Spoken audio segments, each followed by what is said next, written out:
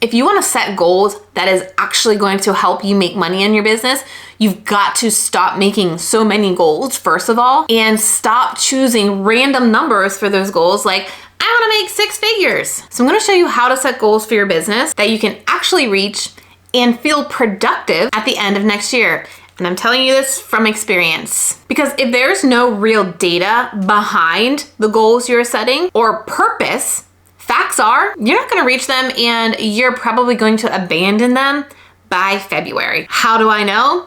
Hi, it's me. I'm a recovering goals addict. I used to sit down between Christmas and New Year's and get so excited to fill out my little goal planner, make all the lists and dream all the dreams and write all the things down and just think about and manifesting the next best year to happen. This will not help you make more money in your business next year. If you want to make your business profitable with the goals that you are going to set, you got to completely change the way you plan and think about goals. So let's talk about what makes a business goal a good one. First, they are attainable. And how do you know they are attainable? You look at what you've done so far. You can't just sit down while you're planning your goals between Christmas and New Year's and be like, you know what? Next year, I'm gonna make 7 figures. But over the course of the last 3 years, you've hardly hit 6 figures. That is, just because you make that a goal doesn't mean it's going to happen and most likely won't happen. So if you're watching this video in December, you now have a good 10 months of data to look at what you were able to do this year. So let's say you do want to make 6 figures in 2025, but it's December and you haven't yet hit making $50,000 this year. Is it realistic to double your revenue next year? I honestly think it is possible that you could double your revenue in 1 year, but here's the thing you need to realize. You need to make this hitting 6 figures the only goal you set. Yeah, one goal. One goal, and that's your revenue goal. Because everything you decide to do in your business, every task you do, every project you decide to take on should be going to help you hit that goal of making 6 figures. The same thing if your goal is to hit 100,000 YouTube subscribers, everything that you do now needs to feed that goal. That is your one sole goal that you are going to focus on, because when you start to add other goals, guess what?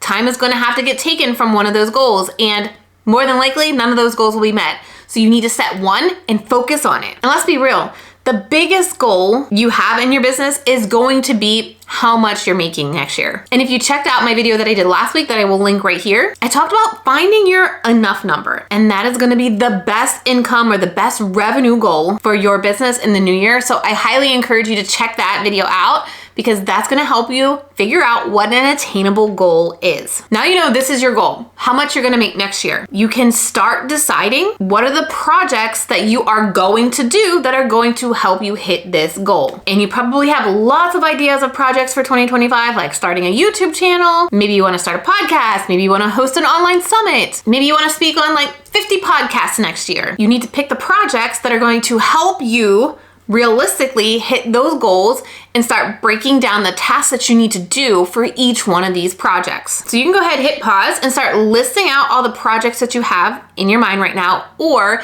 if you want to do this live with me, I'm hosting my CEO Day on December 11th. That is a Wednesday from 10 a.m. Eastern to 2 p.m. Eastern. And during that day, I'm going to walk you through the entire process of how I plan for my business. We're also going to dig into data. There's pre-homework for you to do so that you are setting goals based on and backed up by realistic data. So you know exactly what you need to focus on that's going to move the needle, and you have proof that that's what you will focus on that's going to move the needle. So if you want to join me live, help you plan for your year in 2025 to have the best business year yet, go to trenalittle.com/CEO.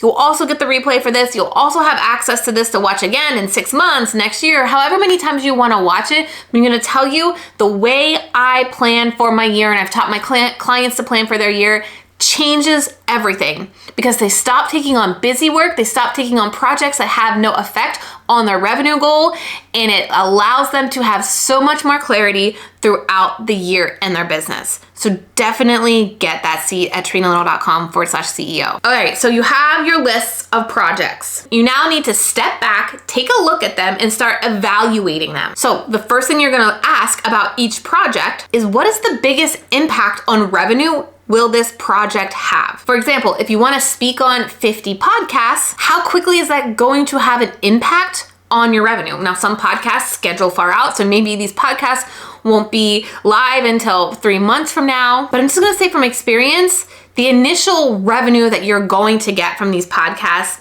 isn't going to be high. So if you're ranking from low, medium, high on what impact it's gonna have, guest podcasts, I'm gonna say is between like a low to medium in my experience. It's not gonna instantly convert people into a paying offer, but it can get people on your email list that you can then nurture. Then I want you to look at the amount of effort it's going to take to get on 50 podcasts.